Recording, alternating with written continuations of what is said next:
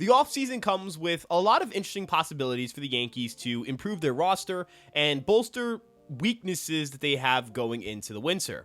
The infield could be considered one of the bigger weaknesses on the team, with Gleyber Torres officially now a free agent, and the Yankees not having the qualifying offer on him, which means there is no current offer on the table that would allow Gleyber Torres to return back to the Yankees. Their lack of interest in retaining him long-term or committing to him long-term seems to translate into the idea that they don't really think that Gleyber Torres is the long-term answer at second base. He's a good player, though, and the Yankees are going to have to replace his production, and today we're going to talk about three infielders who could be trade targets for the Yankees so that they could properly replace Gleyber Torres and maybe even upgrade at the position.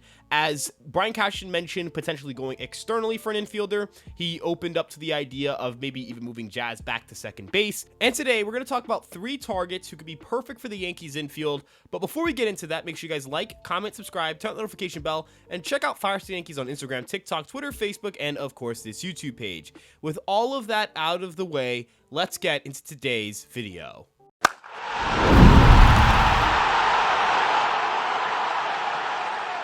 The Yankees pushed to acquire Jonathan India last trade deadline, but the Reds decided to hold on to the 27-year-old infielder. Perhaps this winter has brought Cincinnati closer to trading him, and after posting a solid 108 WRC plus and 357 OBP, he could be the exact kind of hitter the team is looking for to replace Gleyber Torres. A patient bat who worked 80 walks in 151 games, Jonathan India ranked in the 73rd percentile in Seager score, a plate discipline metric that factors in your swing decisions and grades them accordingly. He also ranked in the 97th percentile in chase rate. He made a change into his load mid-May against the Los Angeles Dodgers, and from that point forward, he hit 13 home runs in 108 games with a 122 WRC+. Perhaps this mechanical change is exactly what he needed to time up his swing better, and if the Yankees can get something closer to what that production was in 2025, he would be a worthwhile trade target, and he would perfectly slot into the top of the Yankee lineup where there's a hole as Gleyber Torres is again a free agent. In terms of base running and defense, India is a firmly below average glove. He was slightly better last year in terms of outs above average, but he also had negative 10 defensive runs saved, leading me to believe that he's not as good of a defender as outs above average suggests, but also not as bad of a defender as DRS would suggest. He swiped 13 bags in 15 attempts and ranks in the 68th percentile in sprint speed, making him a faster and better base runner than someone like Gleyber Torres. But again, you are taking a little bit of a risk here because he had a decent year at the plate after two underwhelming seasons, and there is some injury risk with India as well. But with that being said, the Yankees' interest in him was very real at the trade deadline, and perhaps that was the start of a potential trade that can come together in the winter. We saw that when the Yankees tried to get Juan Soto this past winter, they were able to do a lot of the groundwork on that deal at the deadline when the Yankees inquired the Padres about his services.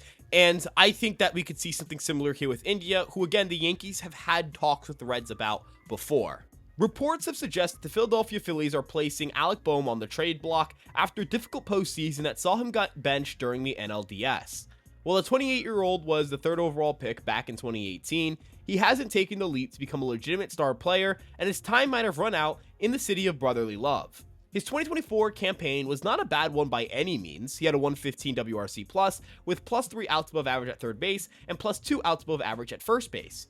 Bohm cut down his chase rate a little bit from seasons past and still did damage on contact, which allowed him to be a solid bat in the Phillies offense, but his second half slump and his aforementioned postseason woes have made him an unpopular figure in Philadelphia. If the Yankees can prey on the Phillies' desire to move on from him at third base, they could potentially scoop him up without trading much and only taking on $8.1 million in projected arbitration salary. It wouldn't be detrimental, and while Bohm isn't a great player, he's become someone who can provide value on the defensive and offensive side of the ball. His first base and third base flexibility and versatility also give the Yankees a little bit of an insurance blanket and a security blanket in case the first baseman they acquire is not quality enough to get everyday reps. Their lack of first base depth outside of Ben Rice is really concerning, and you just want to have as many options as possible in case something were to happen, such as it did last year where Rizzo wasn't good and then he got hurt, LeMahieu was highly ineffective after being hurt, Ben Rice wasn't able to get it going, and Oswaldo Cabrera wasn't consistent enough to earn the starting job completely. The leadoff spot may not be the bread and butter for Alec Bohm, who's kind of league average in terms of chasing, but he could be a really strong sixth hitter who can lengthen the lineup and split up the lefties, with Jazz Chisholm and Austin Wells likely being the fifth and seventh hitters. With a 123 WRC plus against left-handed pitching last season, Alec Bohm would help a Yankees offense that struggled to do damage against southpaws as well. There's less certainty here about his bat since last year was the best offensive season he's had since 2020, but the Yankees should at least check in on what it would take to acquire Alec Bohm this winter because, again, he does provide solid value on both sides of the ball. He does have a secondary position that the Yankees are very weak at, and again, his bat last year was pretty good. He had a 115 WRC+, he had a decent amount of power, he had a ton of doubles, he got on base a decent bit. This is the kind of player who the Yankees would certainly be better off with than without.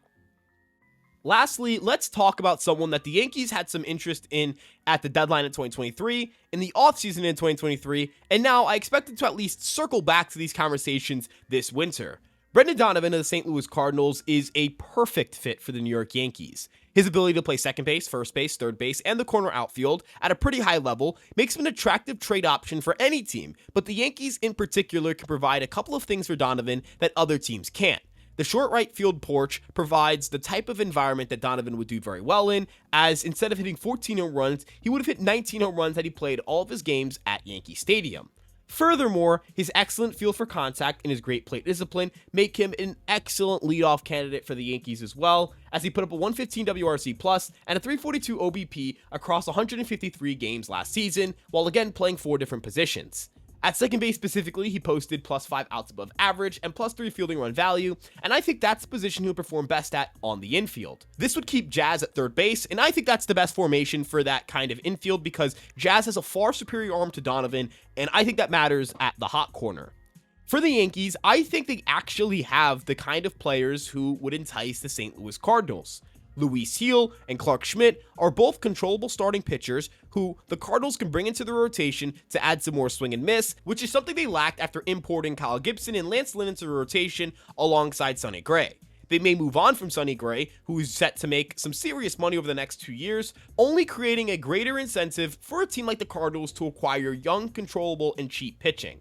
Specifically, Luis Gil stands out as a great candidate to be a St. Louis Cardinal in this kind of trade, as he struck out 171 batters across 151 and 2/3 innings pitched with a 3.50 ERA and still has 5 more years of control. Clayton Beeter is someone they've also had interest in, and he posted a 2.08 ERA across 39 minor league innings with 56 strikeouts. He's more of a reliever than a starter at this point in his professional career, but in tandem with Luis Gil, I think it would entice the Cardinals to deal someone like Brendan Donovan since they have a surplus of bats and they do not have enough pitching in the organization. Again, I think Brendan Donovan makes all the sense in the world for the New York Yankees, and while I think he's the least likely player on this list to get traded because the Cardinals would benefit the most from keeping him versus the Phillies from keeping Bohm or the Reds from keeping India, I still think the Yankees have enough talent to at least pursue Donovan and try to pry him off the Cardinals' hands, and of course there is an established trade relationship there, as these two organizations have at least made trades or tried to make trades with each other over the last 2 or 3 seasons. Let me know which one of these 3 infielders you would want the Yankees to trade for. Is it Jonathan India? Is it Alec Bohm? Is it Brendan Donovan? Or is it someone that we haven't even discussed on this list? Let us know in the comment section below, and if you enjoyed and stuck through to the end of today's video, which we greatly appreciate, of course, you guys should like, comment, subscribe, and turn on the notification bell, join the Fireside Yankees family, and stay up to date on what we're posting. You'll get notifications, you'll know of our next uploads, and all of that stuff.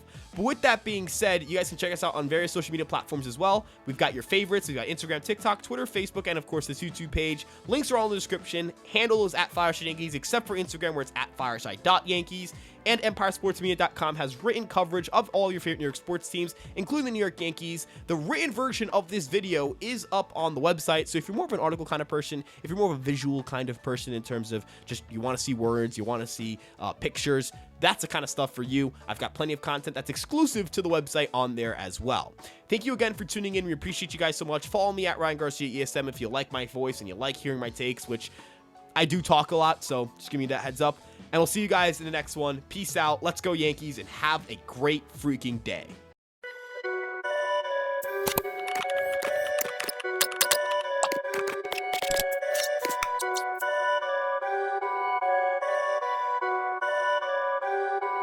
Perfect.